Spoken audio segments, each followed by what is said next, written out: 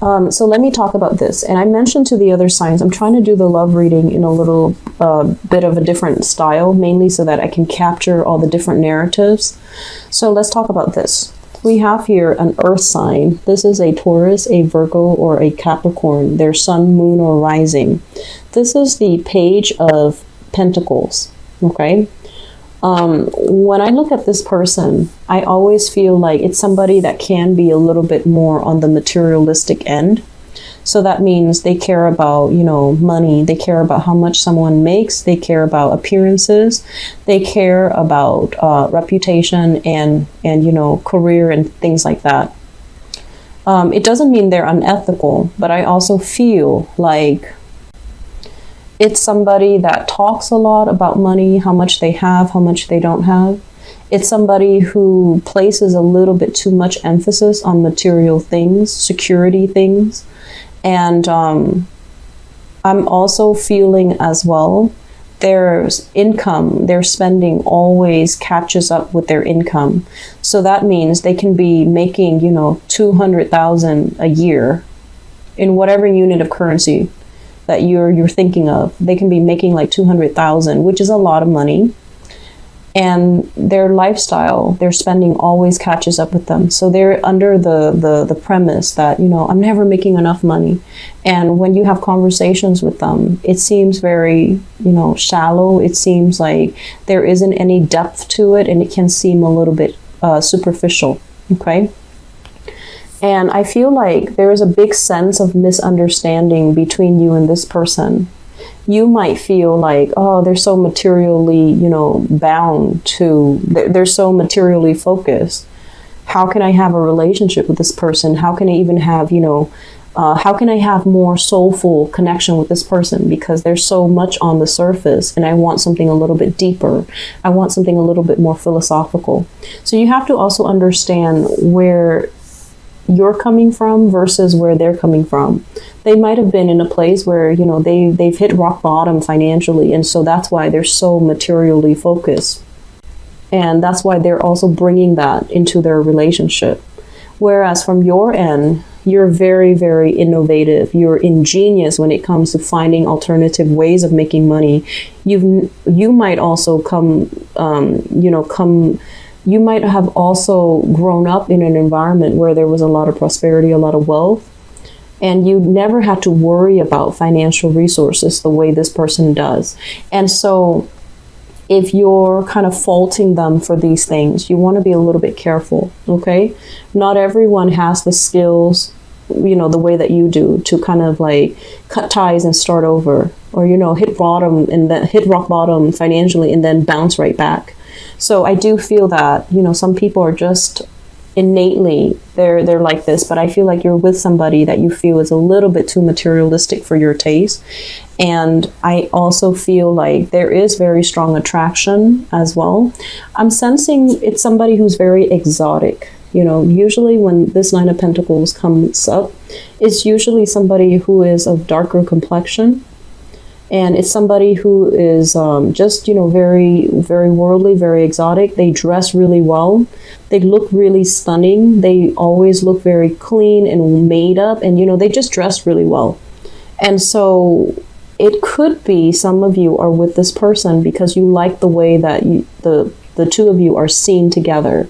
You like as well the way that they look, or the way that they look when you're with them, or the way that other people look at you when you're with them. But altogether, this is, I'm sensing as well, it's a relationship that doesn't have a lot of substance. And I feel this is somebody that is new, emerging in your life. This is not somebody that, you know, you've been dating for a long time. I do see a lot of independence between you and this person, where they're giving you the space to roam and to do things, and you like that. But on an innate level, there isn't enough emotional investment to really tie the two people together, okay? So this is workplace romance. This is people admiring your skills, admiring your business acumen, and they're also admiring how hard you work, okay? The Three of Pentacles is usually finance related. It's somebody that has a lot of skills, that is, you know, in a position where they're telling people, you should do this, you should do that. And I feel this is your energy, where you're telling people you're able to, I feel like, train people, or you're able to help people solve problems, and you're doing it in a very skilled and methodical manner. And as a result of it, somebody in your work environment is really admiring you. I feel like they're trying to keep their distance, and they're trying to be very professional, but you can look in their faces, and sometimes they look at you and you catch them looking at you. Well, they're interested. So we have some it could potentially blossom into romance, but you're purposely keeping things very platonic, which is very smart of you. I also feel you're not feeling that person. Okay, we have here the Three of Swords, which is basically not really feeling it, not feeling that flutter in your stomach, not feeling your heart beat when the person is around. But I feel like somebody is just admiring you, but it feels very unrequited from your end. Okay, so I do sense this is the month. In the month of November, they're going to make themselves known. They're going to say nice things about you. They're going to also possibly, I want to say, like, you know, throw in some nice compliments your way, or complimenting you to other people. And it's going to make you you're going to be made aware that they have, you know, romantic intentions for you. Whether or not you go ahead with it, I just don't feel like dabbling in office romance is a smart move. So just be careful, okay? I just feel like you're going to be stumbling across a lot of admirers at work. And the people that admire you, it's not just for the way that you look. It's not just for the superficial reasons. They admire you because of your skills. So in a way, you know, they admire you as a whole person. But I feel like you're keeping a very stone face. You're keeping, you know, your professional distance, which is something I strongly would advise, because I don't feel this is going to be, you know, worth pursuing. Okay, we have here Three of Pentacles, which is, you know, love at work, and Three of Swords, disappointment. So when they're all linked together, you're best off not to make a move, and, you know, not dilly-dallying in that department. Okay, so let's talk about this energy. Okay, so we have here, let me talk about this one first, because it's been shown up many months for you guys. This is a water sign, Page of Cups, and this is somebody that is, I mentioned, you know, like usually attention seeking. Somebody that thrives on love and admiration from another person. They need it in order to feel good about themselves. They need it to feel safe and secure about where they stand with you. So they need a little bit more affirmation, a little bit more attention. Not that they're emotionally needy. I don't feel that they are like that. But when they love somebody, they love with their whole heart. And they need that, you know, constant feedback. Okay, so that they're not like led astray. So we have here a water sign. This is a Pisces, a Cancer, or a Scorpio. It's showing up in the reverse position. It's linked up here with the sign that I mentioned earlier, the Page of Wands. And the Page of Wands, I feel like in this situation, you have a lot going on in your life. You know, you have a lot of plans that you're trying to bring into the fold. You have a lot of people that you're interacting with. Your world is really starting to open up. And I also feel like you're at a point where being single is really not going to hurt you at all. You actually welcome the freedom to come and go as you please. You welcome the chance to be on your own and not have to make decisions based on another person. Okay, so I feel like some of you are reassessing. If you are in a relationship here with a water sign, or if you are in a relationship here with a fire sign, so Sagittarius, Aries, Leo, and this is Scorpio, Pisces, Cancer, in the reverse position, a lot of you are reassessing your bond here with this water sign. You're trying to think, like, practically, is this going to work? And you're trying to think as well, are they as willing to build with me as I am with them? And you're also trying to think, like, is this something Is there more to it, or is this it? If I nurture it and you know, really invest my time, my energy in this relationship, is the other person on board as well? Is the other person going to be as committed? And is the other person going to, you know, are they sincere? Is there are their feelings actually real? So I do see a lot of reassessment that's happening here. And I'm also sensing as well, there's both of these are pages, and pages are very, very young energy. And earlier you had a page of pentacles as well. So if we were to look at this, it's almost like you're purposely dating people who are not ready for relationships. That's what it feels like to me. Mainly because it's lighthearted, it's non-committal, it can be very fun.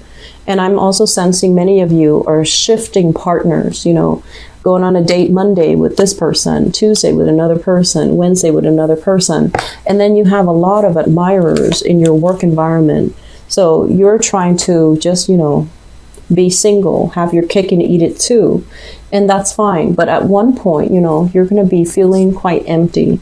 So if you are right now dating and you're just going through, you know, the motion, just dating people and trying to figure out what sticks, I do feel this fire sign can be very good. This is Sagittarius, Aries, or Leo. If you're just dating, mindlessly dating, and you're just like, I wonder what works, this is a good energy. It's a very compatible energy with you. And I also feel this person, they're still growing into themselves. And then this earth sign, if you're newly dating, I'm sensing that they might be a little bit too, like the conversation will not be very deep. It's not going to be deep the way that you want. And I don't really see that emotional connection. The water sign, emotional connection for sure, but they might be, they require a lot more maintenance, and they require more heartfelt conversation that will make you really uncomfortable. So the fire sign looks good for those who are, you know, meeting new people and dating, okay? So your advice, Aquarius. What I'm feeling here is this. Let's talk about this. This is letting go of things that are weighing us down, letting go of things that we're clinging on to out of security, but it's not really serving a higher purpose. It's not entirely, I want to say, long-term building. So if you're just dating a lot of people, and you're just going through the motions, right? And you're just like, I don't really want to build a relationship, but I want to have it all. And the people around you are serious about you. You're going to end up, you know, breaking some hearts. So it's important for you to, you know, let people go if you don't have serious intentions. And I mentioned this as well. I believe with the Capricorn people, the energy it's blurred together. And so my advice here as well is if you're dealing with somebody that is, you know, a lot more emotionally needy than you would like, it's not a good combination. And then it will inadvertently trigger a lot of jealousies, a lot of hostilities, and a lot of like, oh, you don't need me or you don't want me. So it can create a lot of friction in the relationship. So aim for relationships that are a little bit more harmonious, a little bit more lighthearted, so that you don't end up, you know, repeating cycles. Because I mentioned before, when you love, you're capable of loving very, very, very deeply. But I also feel like, you know, everyone's your friend. So you feel like if I were to stop dating this person, I'm not going to be their friends anymore. And that would suck. So then you try to cling on to that relationship, and it's not really going to be good. Okay. So if you are dabbling with multiple partners, you really want to reassess, you know, which one is viable. If none of them are viable, that's fine. Let them all go so that you can figure out something else. And then I'm also feeling if you're dealing with, you know, somebody with control issues, if you're hanging on to a relationship that doesn't really have a future as well, either because of control issues, wanting to make things work, and, you know, kind of like, I want to say rationalizing or lying to yourself that this is the one, that's also not going to serve its purpose. So, you know, try to release some things, okay? Release baggage, release excess energy, because holding on to it is really going to affect you It's really going to eat up your time. It's going to get you all distracted. And this is the month where you need to be very strong, and you need to try to do the right thing, and you need to kind of like channel messages from your higher self in order to do the right thing and the ethical thing, and to avoid all of this mindless bickering, wasting your energy, arguing with people that don't really have, you know, conversations that lead nowhere, I want to say. So it's a very good idea overall to release baggage, okay? If there are, you know, disputes and things like that in relationship, try to approach it from a spirit of understanding as well. I do see bickering coming in between you and a relationship partner.